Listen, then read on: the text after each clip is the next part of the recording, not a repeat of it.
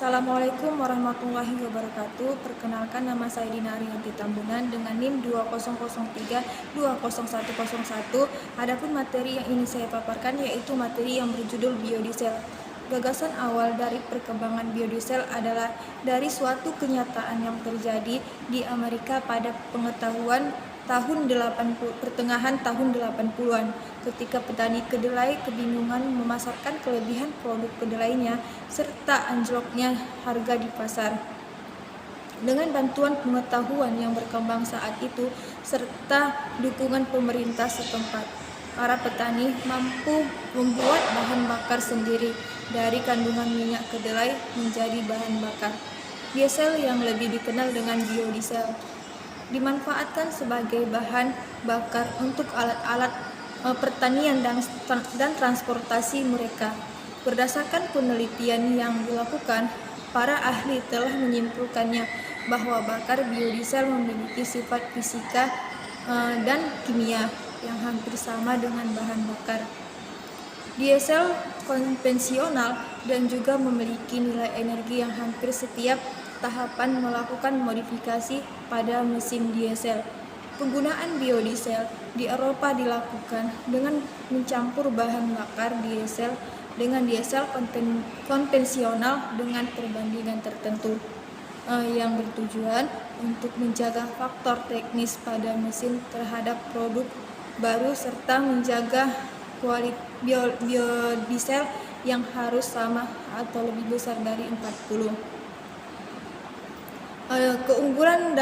Keunggulan lain dari bahan bakar ini adalah dalam melakukan kendali kontrol polusi, di mana biodiesel lebih mudah daripada bahan bakar diesel fosil karena tidak mengandung sulfur bebas dan memiliki gas buangan dengan kadar pemotor yang rendah dan dapat didegradasi.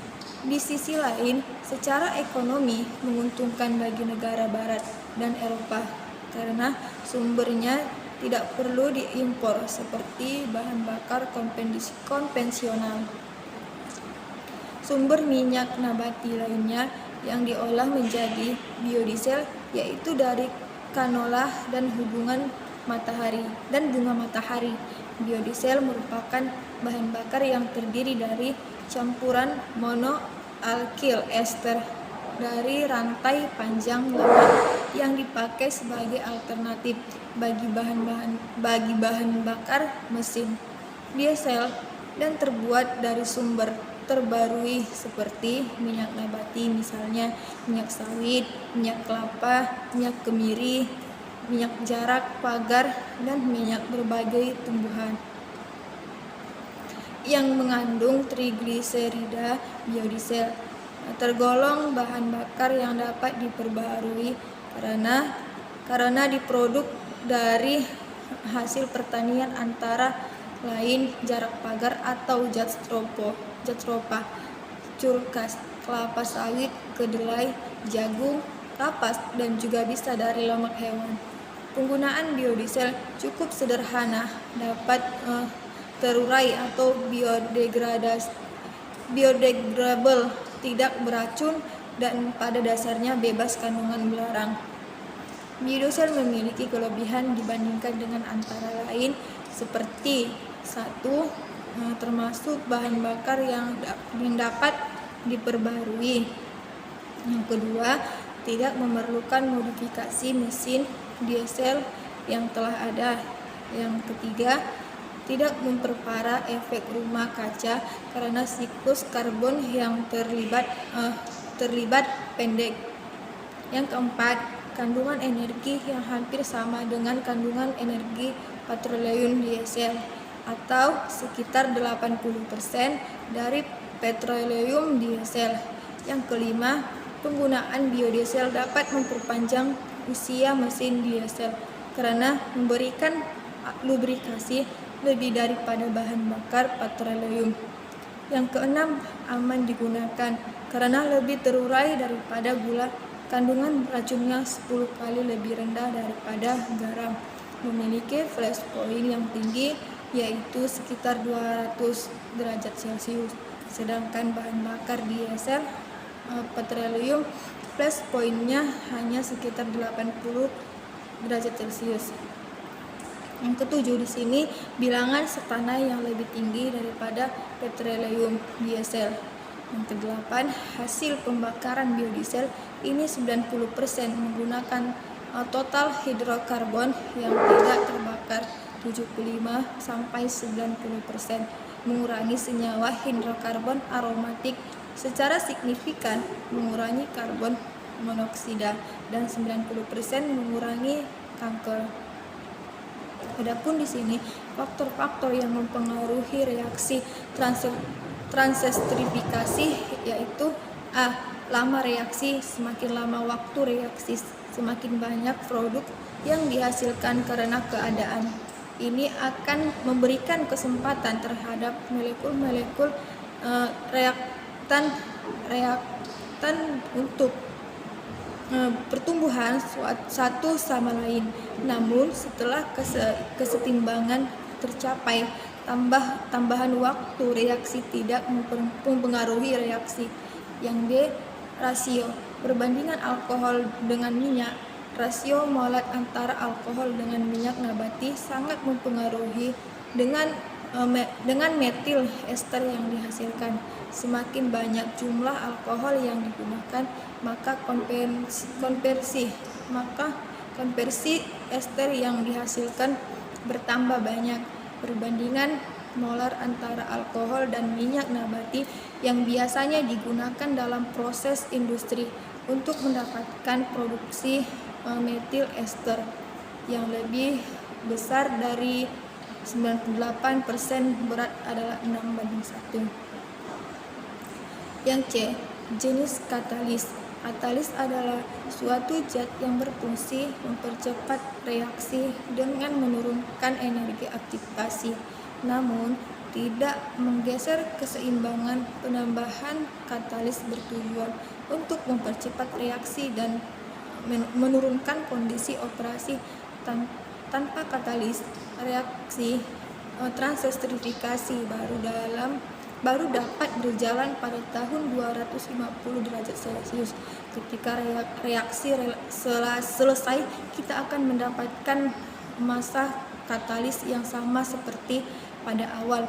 Kita tambahkan katalis yang dapat digunakan dapat berupa katalis homogen atau heterogen. Yang D. Suhu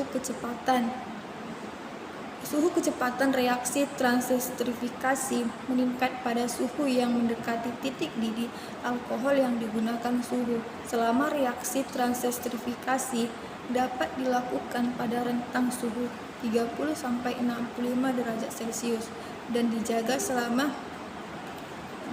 selama proses tergantung dari jenis minyak yang digunakan dalam proses transestrifikasi. Perubahan suhu reaksi menyebabkan gerakan molekul semakin cepat atau tumbukan antara molekul bereaksi meningkat, atau energi yang dimiliki molekul bisa mengatasi energi aktivasi.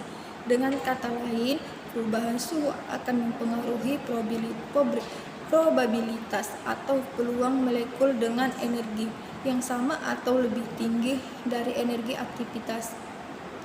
Suhu mempengaruhi viskositas dan densitas karena viskositas dan densitas merupakan parameter fisis penting mempengaruhi pemanfaatan biodiesel sebagai bahan bakar. Semakin tinggi menyebabkan gerakan molekul semakin cepat atau energi kinetik yang dimiliki molekul para bereaksi semakin besar, sehingga tumbukan antara molekul bereaksi juga meningkat. Yang E. Peningkatan kecepatan meningkatkan kecepatan reaksi karena dengan pengadukan akan mempercepat pergerakan molekul dan memperbesar peluang terjadinya tumbukan antar molekul. Pada awal reaksi, pengadukan berfungsi untuk mendorong terjadinya difusi antara minyak sampai terbentuknya metil ester. Yang F, lama waktu pengendapan atau settling. Lama waktu pengendapan berpengaruh pada proses transesrifikasi 2 tahap, yaitu melakukan 2 kali proses transesrifikasi. Pengendapan bertujuan untuk memisahkan gliserol biodiesel. Waktu pengendapan metil ester mempengaruhi bilangan asam. Ketika pengendapan yang lebih lama, diduga tingkat oksidasi pada proses tahap lebih tinggi dari proses 1 tahap. Hal ini mengakibatkan bilangan asam menjadi lebih tinggi. Umumnya, biodiesel cenderung mudah mengalami kerusakan oleh proses oksidasi dan hidrolisis pada waktu penyimpanan tak jenuh yang merupakan penyusun komposisi biodiesel. Yang G, kandungan air. Keberadaan air yang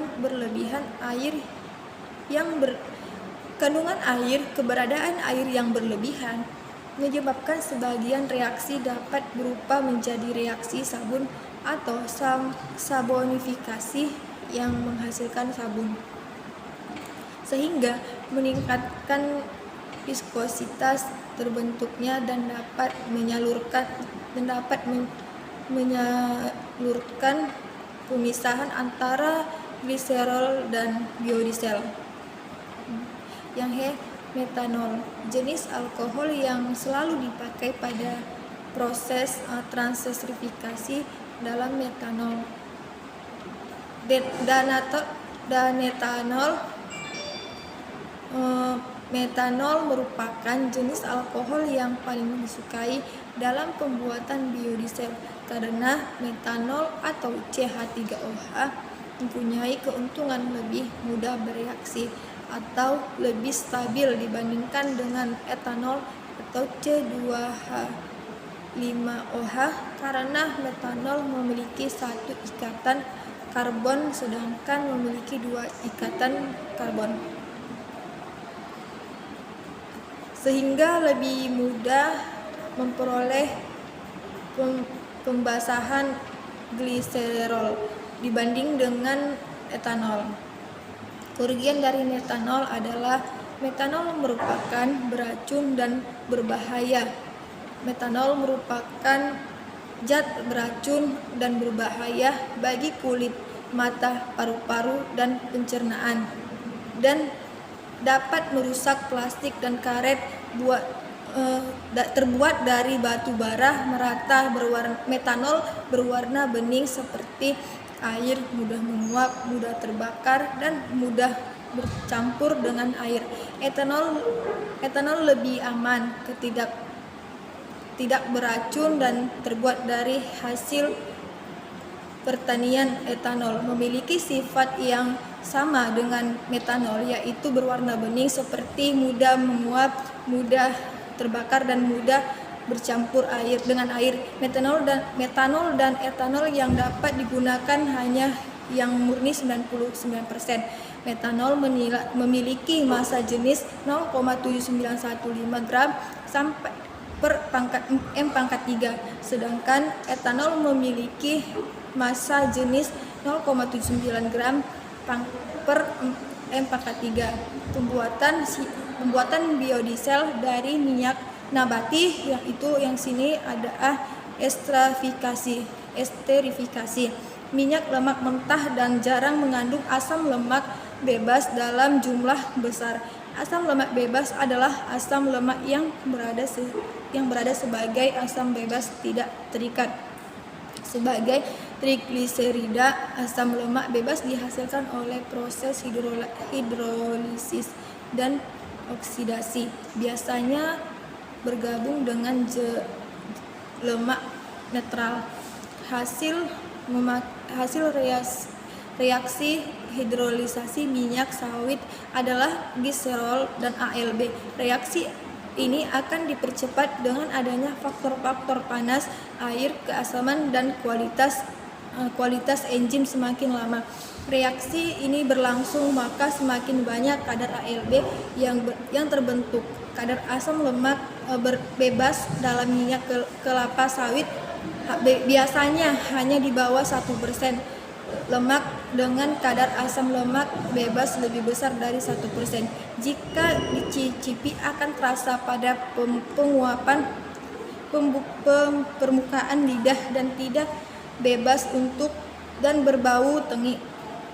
Namun intensitasnya tidak bertambah dengan bertambahnya jumlah asam lemak bebas. Asam lemak bebas walaupun berada dalam jumlah kecil mengakibatkan rasa tidak lezat. Hal ini berlaku pada lemak yang mengandung asam lemak tidak dapat menguap dengan jumlah atom C lebih besar dari 14. Asam lemak bebas dalam konsentrasi tinggi yang terikut di dalamnya nabati sangat merugikan. Tingginya asam lemak bebas ini mengakibatkan rendamannya minyak turun. Untuk itulah perlu dilakukan usaha pencegahan terbentuknya asam lemak bebas dalam minyak sawit. Kenaikan asam lemak bebas ditentukan mulai dari saat buah dipanen sampai buah diolah di pabrik. Kenaikan ALB ini disebabkan adanya reaksi hidrolisa pada minyak. Beberapa faktor yang menyebabkan meningkatnya kadar ALB yang relatif tinggi dalam minyak nabati antara lain yaitu pemanenan buah yang tidak tepat waktu, keterlambatan pengangkutan buah, penumpukan buah yang terlalu lama. Yang B di sini ada transestrifikasi. Salah satu proses pembuatan biodiesel yang paling banyak digunakan dalam industri adalah transestrifikasi minyak. Transestrifikasi adalah reaksi antara trigliserida dan alkohol menghasilkan gliserol bebas dan ester alki asam lemak. Yang pertama kali dilakukan pada tahun 1853 oleh ilmuwan E. Duffy dan J. Patrick.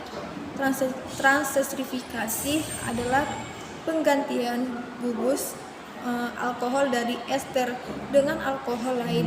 Umumnya katalis yang digunakan adalah NaOH atau KOH. Metanol lebih umum digunakan untuk proses transestrifikasi karena harganya lebih murah dan lebih mudah untuk didaur ulang kembali. Tidak menutup kemungkinan untuk menggunakan jenis alkohol lainnya seperti etanol. Transestrifikasi merupakan suatu reaksi kesetimbangan untuk mendorong reaksi agar bergerak ke arah hasil reaksi sehingga dihasilkan metil ester atau biodiesel.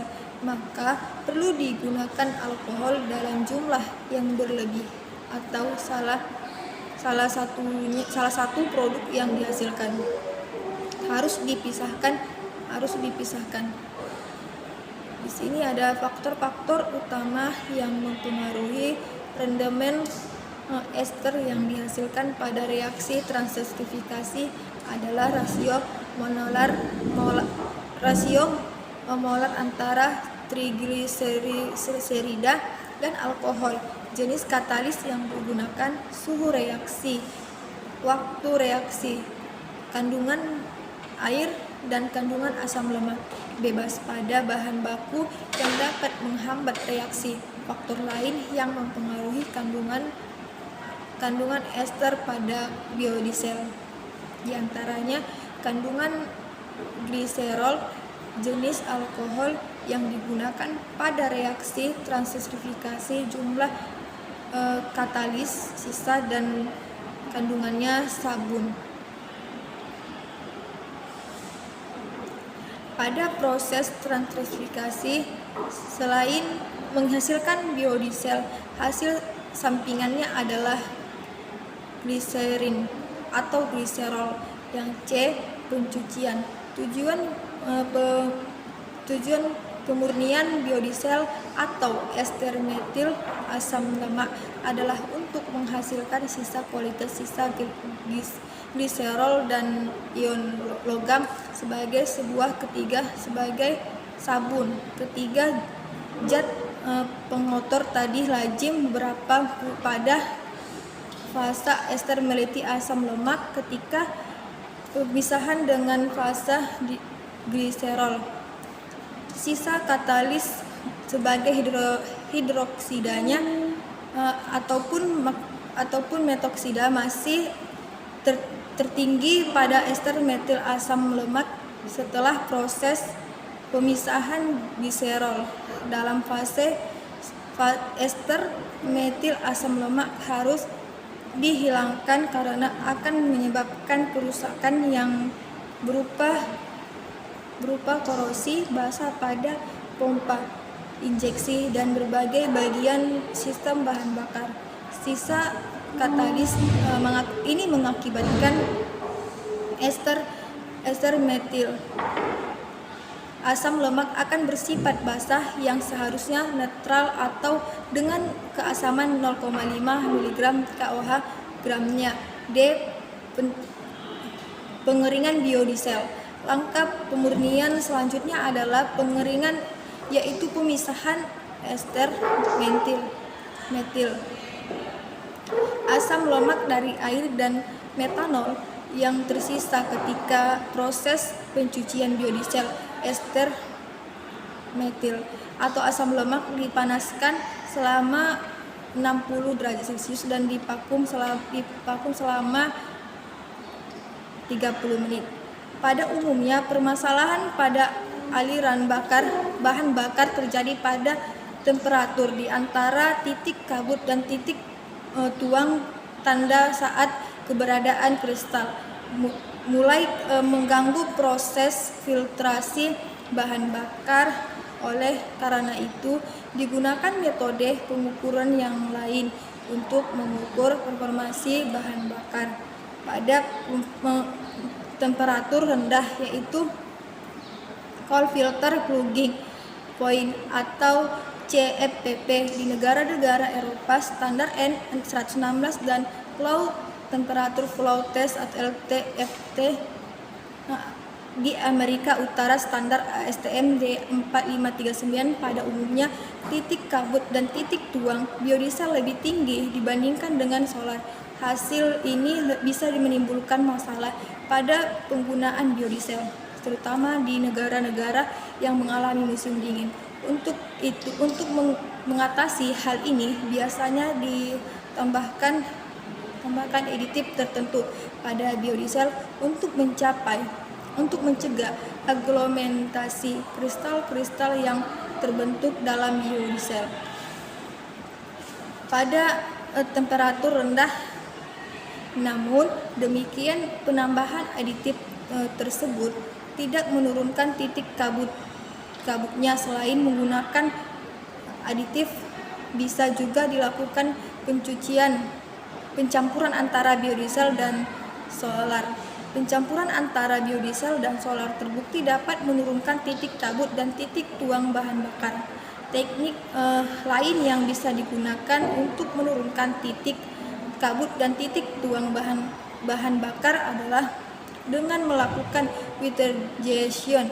Pada metode ini dilakukan perbandingan pada bahan bakar hingga terbentuk kristal-kristal yang selanjutnya disaring dan dipisahkan dari bahan bakar. Proses kristalisasi parsial ini terjadi karena asam lemak tak jenuh memiliki titik beku yang lebih rendah dibandingkan dengan asam lemak jenuh.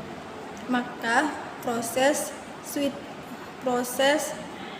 switterization sejatinya merupakan proses pengurangan asam lemak jenuh pada biodiesel. Di sisi lain, asam lemak jenuh berkaitan dengan angka. Oleh karena itu, proses filterization dapat menurunkan angka setana bahan bakar biodiesel. Metode lainnya untuk menurunkan titik kabut dan titik tuang biodiesel adalah dengan menggunakan alkohol bercabang sebagai pengganti metil atau etil dalam pembuatan biodiesel. Peneliti sebelumnya telah meneliti suhu kristalisasi biodiesel yang dibuat dari minyak kedelai. Digunakan isopropil 2-butil ete-butil dan neopentil alkohol serta membandingkannya dengan metanol dan etanol. Di sini ada bilangan iod. Bilangan iod menunjukkan tingkat ketidakjenuhan atau banyaknya ikatan rangkap asam lemak penyusun biodiesel. Kandungan senyawa asam lemak ketidakjenuhan meningkatkan pertama biodiesel pada temperatur rendah karena senyawa ini memiliki titik leleh atau melting point yang lebih rendah sehingga berkorelasi terhadap cloud point dan pour point yang rendah. Namun di sisi lain banyaknya senyawa lemak pada tak jenuh di dalam biodiesel memudahkan senyawa tersebut bereaksi dengan oksigen di atmosfer. Biodiesel dengan kandungan bilangan iod yang tinggi akan mengakibatkan dan pembentukan deposit pada piston pada saat mulai pembakaran nilai maksimum. Harga angka iod yang diperbolehkan untuk biodiesel yaitu 115 gram 12 per 100 gram berdasarkan standar biodiesel Indonesia. Yang kadar air dalam minyak merupakan salah satu tolak ukur mutu minyak. Makin kecil kadar air dalam minyak maka mutunya makin baik. Hal ini dapat memperkecil kemungkinan terjadinya reaksi hidrolisis yang dapat menyebabkan kenaikan kadar asam lemak bebas. Kandungan air dalam bahan bakar dapat juga menyebabkan turunnya panas berbusa bersifat korosif jika bereaksi dengan sulfur karena akan membentuk asam. Yang angka setana adalah ukuran kecepatan bahan bakar diesel yang diinjeksikan ke ruangan bakar bisa terbakar secara spontan setelah tercampur dengan udara. Angka setana pada bahan bakar mesin diesel memiliki pengertian yang berkebalikan dengan angka okta pada bahan bakar mesin bensin. Semakin cepat suatu bahan bakar mesin diesel terbakar setelah diinjeksikan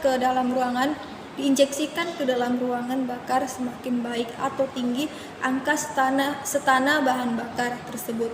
Cara pengukuran angka setana yang umum digunakan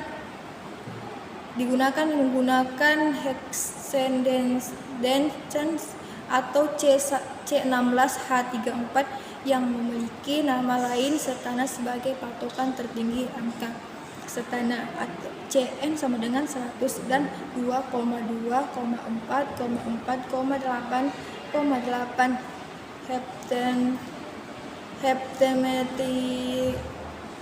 heptamethylenen atau HMN yang juga memiliki komposisi C16H34 sebagai patokan terendah atau Cn sama dengan 15. Angka setana dalam standar biodiesel ASTM 613 minus standar 47. Sedangkan untuk standar Eropa, contoh di Jerman EDIN 51606 minus sebesar 49.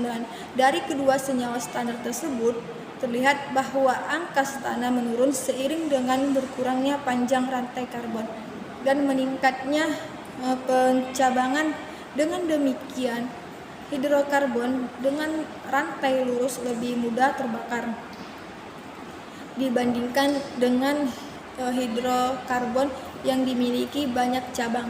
Angka setanah berkorelasi dengan tingkat kemudahan penyalaan pada temperatur rendah dan rendahnya kebisingan pada kondisi ideal. Angka setanah yang tinggi juga diketahui hubungan dengan rendahnya polutan NOx. Secara umum, biodiesel memiliki angka yang setanah yang lebih tinggi dibandingkan dengan solar. Biodiesel pada umumnya memiliki rentang angka setanah dari 46 sampai 70. Sedangkan bahan bakar diesel nomor 2 memiliki angka setanah 47 sampai 55. Panjang rantai hidrokarbon yang terdapat pada metil ester asam lemak juga menyebabkan tingginya angka setanah biodiesel dibandingkan dengan solar. Sekian dari video saya, kurang dan lebihnya saya mohon maaf. Assalamualaikum warahmatullahi wabarakatuh.